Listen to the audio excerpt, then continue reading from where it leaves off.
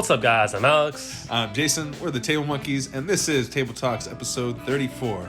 And for any of you new viewers out there, first of all, thank you for subscribing. And second of all, the way that Table Talks works is we just kind of do like a little podcast over our previous pulling session. Yeah, and we want to talk about a little bit that's going on in the community today. Talk about some matches that are coming up. Yeah. Specifically, the RVJ Sasho Andreev match. Yeah, or just maybe some of the discussions that have been going around that match, right? Like talking about leverages and stuff. Right. RVJ has been pretty, open. Vocal as always. Yeah, he's a vocal person. He's very vocal. Yeah, being from Massachusetts, he knows how to talk. But about his stance on risers and whether or not they should be allowed in the sport. Yeah, and I think we kind of like we understand both sides of the argument. Yeah, definitely both sides. Maybe like to just the short and skinny would be that we always want the sport to expand. So if it allows other people to pull, but we figure it's a good idea to just kind of make both points and explain how it kind of goes back and forth. Like we feel like it just cancels itself out.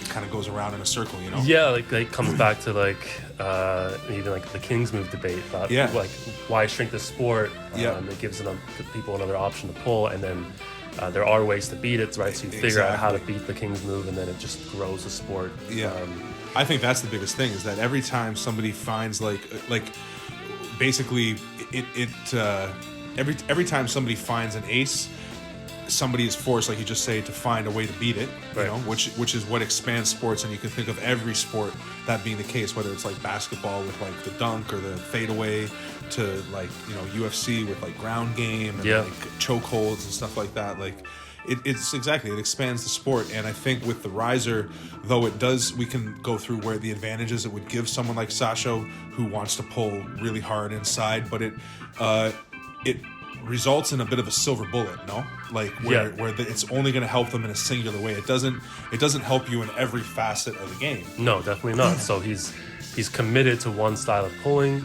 If he gets put in a position where he can't pull that way, then he's significantly weaker, significantly disadvantaged. Yeah, or maybe that's the way to beat him is, like Devin always said, you know, don't let them go where they're strong. You know? So the best thing you can do with Sasha, which obviously appears to be very hard to do, is we've watched a lot of his matches and he's able to put almost anybody into a hook. Is, you know, to keep him away from that.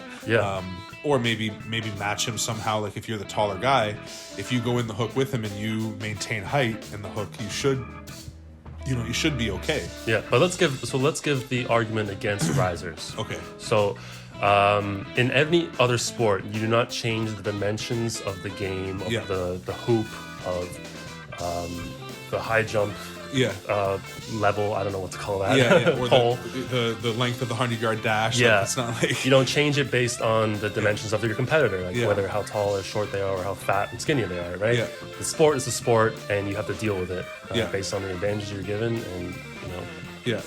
I mean, other than like male and female, like certain track events, maybe with like shot put and stuff, where like certain elements might weigh a different weight, or like world records might be obviously like different levels, but we're not having that discussion.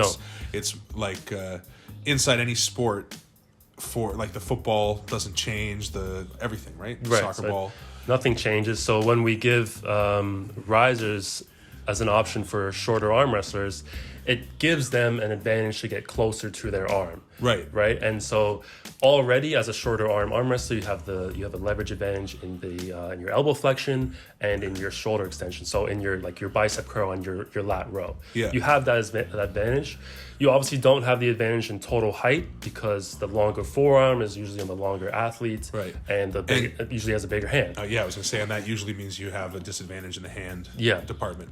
But like you said, now because you're able to, as this is RVJ's main point, is because he can get his hips higher and closer to the table, he's able to get that short, stubby arm more inside his body, where if his hips were 3 or 4 inches below the table, his elbow would have to be forced to be out away from his body to a certain extent. And he would really have to position his body in an awkward way in order to get himself over his elbow, which we've saw some matches, like the match where Sasha was pulling Kittergali on Gurbayev, and he wasn't using a riser. No, he had his foot on the peg, and he was basically on his tippy toes on his other foot. And it almost looked like when he sat, like he was literally like on toe of his foot, like he was putting so much of his pressure like up onto the table, you know, like he lifted himself up on the table and he was just barely touching the floor with his other foot. So it's not like you can't hook without a riser, right? Yeah, he figured out a way to do it. And Keary, like 6 foot 6'1". Yeah, he's a much taller guy for sure.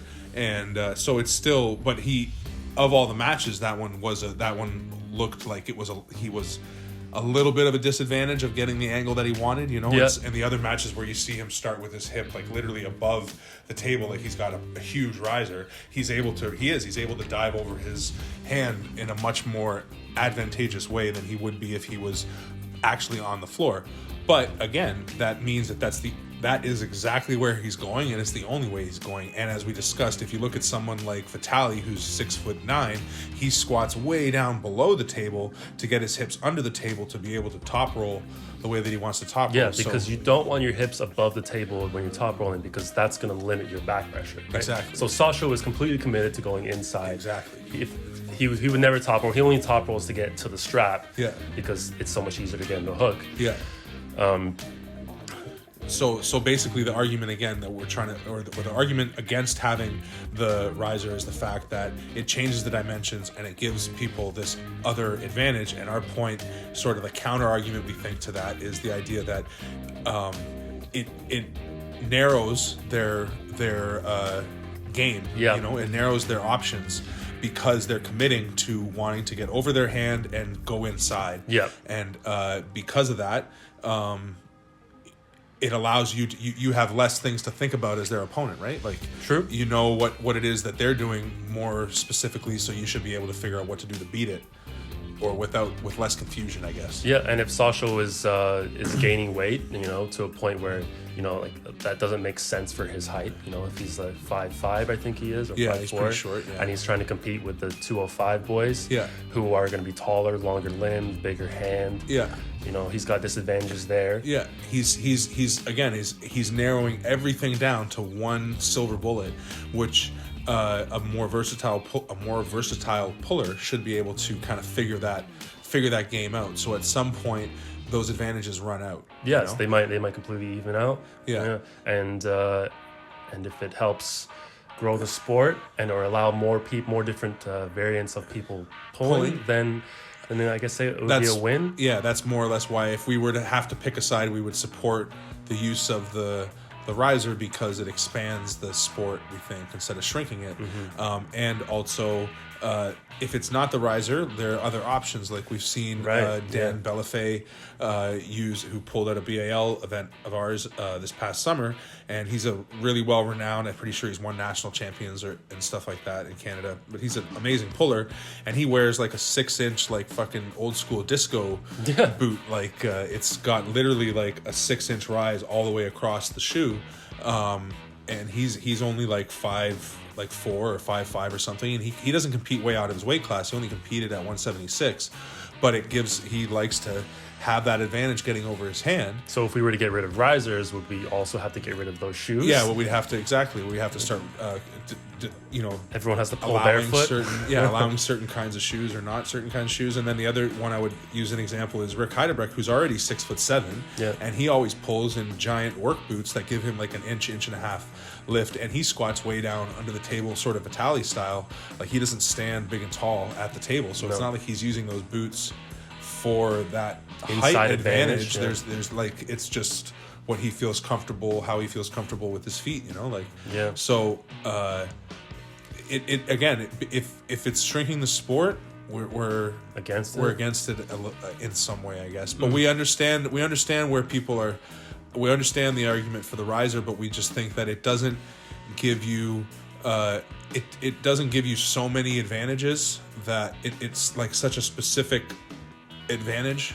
I mean, we could be wrong here. I mean, like, obviously you as a shorter arm wrestler, you have certain advantages, you know, in your arm and your ability to drag, and if adding the riser to that just puts you over the edge in terms of advantages, then I understand RVJ's point. Well, then, but what we just said though, if it gives you better drag because you've got a shorter arm, but being higher on the table gives you less drag, access to back pressure, then those two advantages kind of mitigate each other, true. right? Yeah, And what Sasho is doing is getting over his arm. So the fact that his arm is so short, I know obviously part of it is pulling him outside of his shoulder, so opening his arm up is part of it, but it's not like he's trying to top roll and stay tight to his body. So he's kind of getting rid of his natural advantage as the shorter arm wrestler to gain an advantage in tightness and shoulder commitment. Yeah, I guess. I mean, again, now if he was to compete more in his weight class with more guys, like if people didn't use risers, so then guys that are 5'4" are going to end up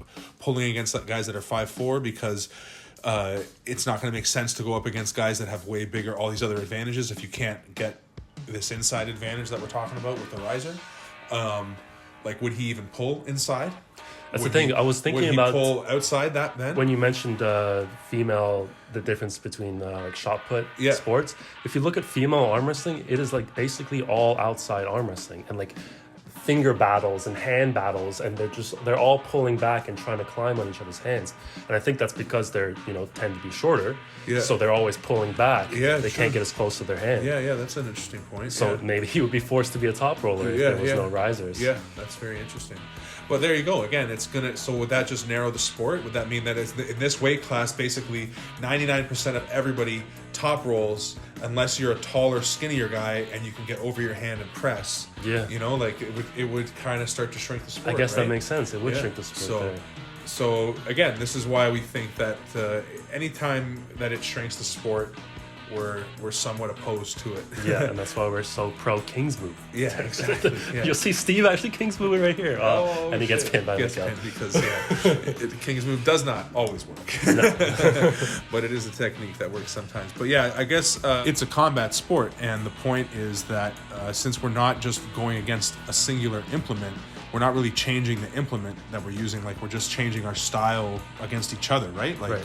No, there's no perfect build for arm wrestling. At least we haven't figured it out just yet. Yeah. And each build provides different style options. Yeah. And riser provides a style advantage, sure, for inside pulling, but it completely limits your ability to go outside. So, there's pros and cons to it. Yeah, and the bottom line is that, like, without the riser, I think the Sasho RVJ match is almost like it doesn't. Yeah, like he has no chance to go outside with RVJ. Yeah, sure. It's probably not a match, but with the riser, it becomes a match, and we all want to see that match. So again, like, why would we want to limit the sport? Exactly. We're in an arm wrestling drought right now. We need to see every match we can get. Exactly. So I think that's why, like, it's part of the rules right now. I think you gotta live with it. I could understand if people wanted to get rid of it, but I think we agree that it would probably just limit the amount of styles that happen in the lower weight classes. Like, as you got lower and lower, you probably just see more and more top rolling and less hooking and pressing because of just leverage on the table. Close to your hand. Yeah. And is it bad if two guys use a riser? Like, should they be forced to both be lower on the table and have to top roll if their strength is going inside? Just because you're shorter or the table means that the best way to pull on the table is outside doesn't mean that that's where you're strongest. No. Like everybody, that's a big genetic thing too, is how you're built. You just might be built to go inside. And so if you're not tall enough to do it on the table, but then a 4-inch riser allows you to do it on the table, well, again, why would we want to limit people to that? Yeah, especially on that side of the hill. Everyone wants to see hooking and pressing, right? Yeah. Top rolling is boring. Exactly. Bottom line is, let motherfuckers pull, and we got to see some motherfuckers pull. So we're all excited for all these matches coming up, and I think that's going to be the video. Going to wrap it up. Yeah. So if you like the video, please like the video. Leave some feedback in the comments and hit that like button. And we already said that, but no, the subscribe button and the bell. Yeah, the bell. You get notifications when our videos come out. You will see it Monday to Friday, 5 p.m. Yeah. So monkeys out. Peace.